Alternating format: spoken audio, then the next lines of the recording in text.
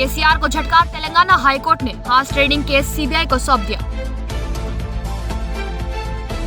मुल्क भर में कोरोना से निपटने की तैयारियों पर मॉक ड्रिल, वजीर सेहत मंडाविया पहुंचे सफदरजंग। दिल्ली हुकूमत 104 करोड़ रुपए की अद्वियात खरीदेगी। सुशांत ने खुदकुशी नहीं की, उसे कत्ल किया गया। पोस्टमार्टम अमले ने कहा, लाश देखकर समझ में आया, लेकिन सीनियर्स ने खामोशी इख्तियार कर ली। राजस्थान में अब ऑनलाइन स्कूल खुलेंगे, इम्तिहान प्रैक्टिकल ऑफलाइन होंगे। 9वीं से 12वीं तक शुरू। महबूबा ने कहा, भारत जोड़ो यात्रा के लिए राहुल को सलाम। वाजपेयी को खराज अकीदत पेश करने पर कांग्रेस लीडर की तारीफ।